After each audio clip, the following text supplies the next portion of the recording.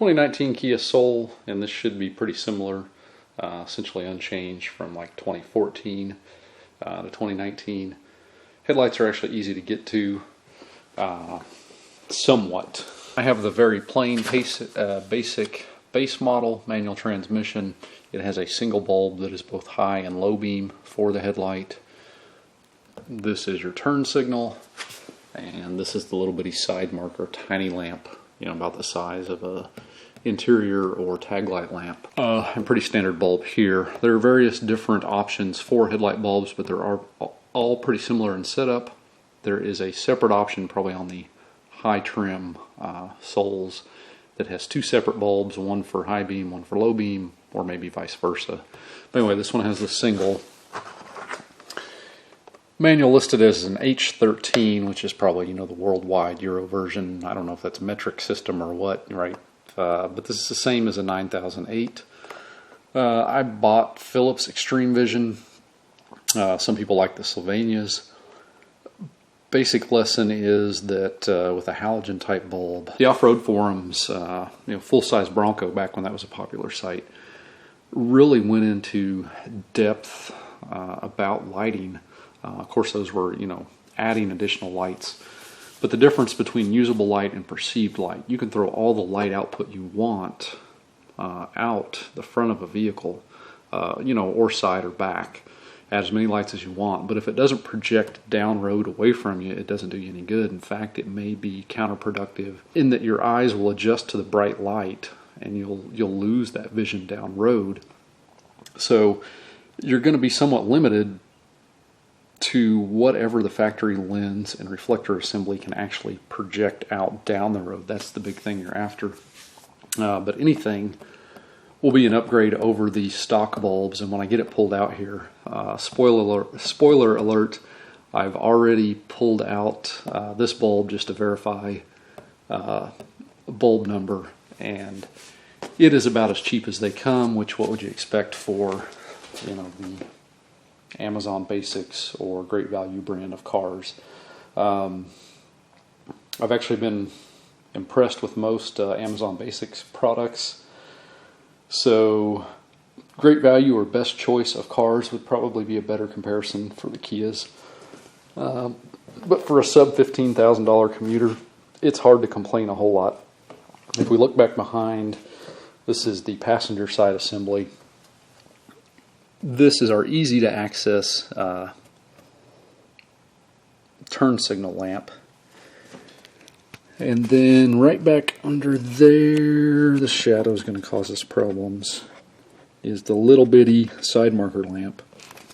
And then behind this here, of course I'm all upside down here, this is looking from the back of the housing, and it's just hard to really show this. This is how you access the headlight bulb. And this is a simple, I think, a quarter turn, you know, lefty-loosey. Got a little O-ring on it, a little rubber O-ring. You might check and make sure, I've already checked this one, it's a little bit damp, right, with a little bit of just probably silicone.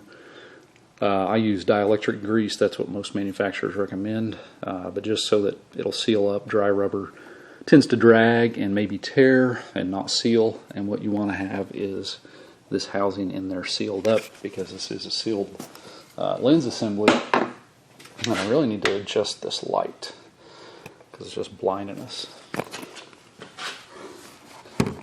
So real easy here, there's a release tab right there, connector comes off, and we can set our pigtail down out of the way here. And here's our bulb, and it should be a third to a quarter of a turn.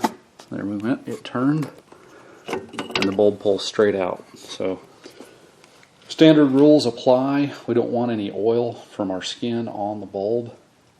You can put on nitrile or latex gloves if you want to. If you're just handling it like this, there shouldn't be any risk.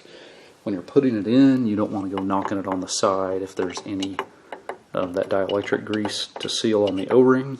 You don't want that on the bulb.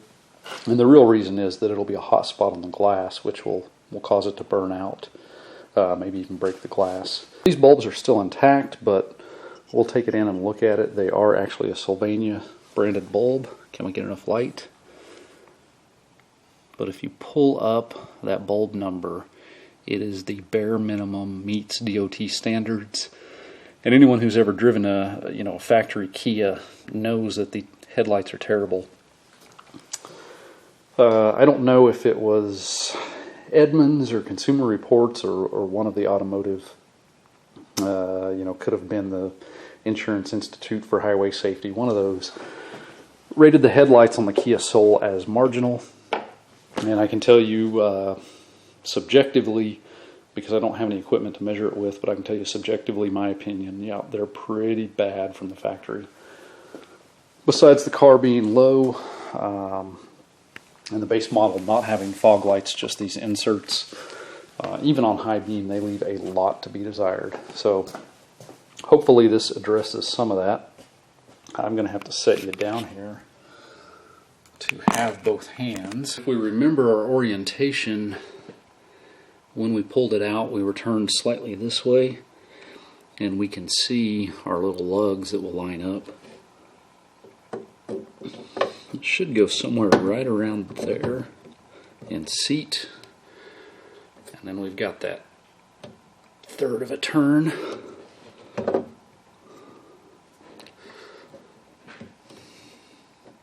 Which I cannot get it to turn. So if you run into that, there are 3 lugs on most of these bulbs.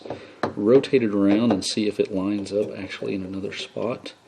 And you know what? I see the issue right there. The O-ring from the factory bulb is stuck.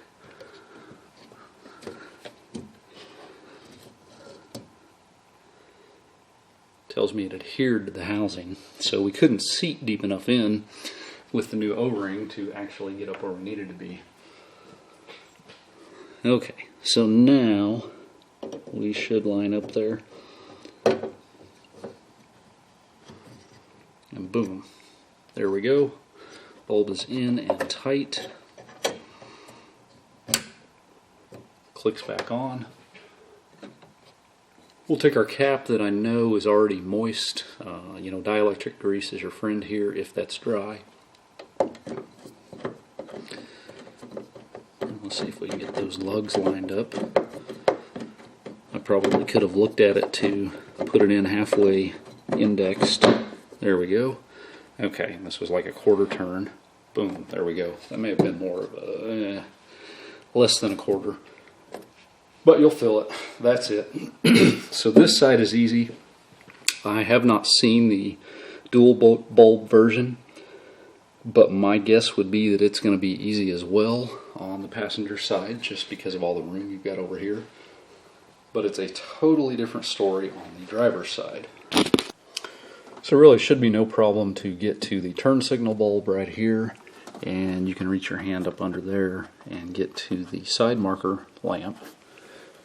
But absolutely no way you can turn it, but even just the movement outward as you turn it, boom, yep, it's going nowhere. So a couple of alternatives here. Power distribution block, if you wanted to try to mess with that, I don't think that's a good idea. Not so much that it's going to be dangerous. Disconnect your battery. It looks to me like there's one locating bolt there, retention bolt, and it probably tabs in, at the bottom or maybe in the side as well. But stiff wires are going to make it difficult to move. The manual and some Kia enthusiast forum, if you can imagine, an enthusiast forum for this car, referenced pulling the front bumper cover off retention clips, which I guess would work, but my gut tells me, looking at it, pull this bolt, pull these 3 bolts, and this assembly should lift up and out of there. So unless there's something I'm missing retention-wise underneath, that to me looks like the easiest way to go about this. I guess while I was out in the shop, I should have grabbed a magnetic parts tray, but oh well.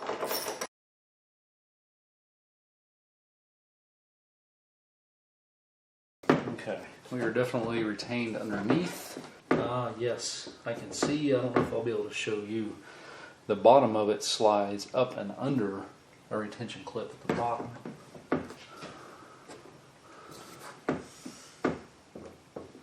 But I can't see the front of the housing to know whether that will clear. I had a Lincoln.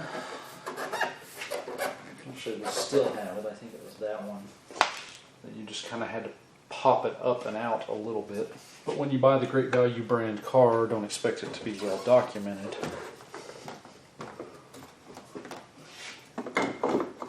And this car is certainly not. Even the dealers don't seem to have documentation on them.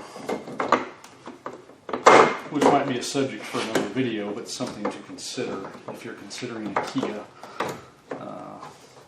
Even the dealers themselves are lacking in information. This, I think, overall probably is not that bad. I've heard horror stories. I've seen cars that are much worse, even cars with a whole lot more room under the hood that are much more difficult to replace the headlights on. But still, this one is so close there. There we go.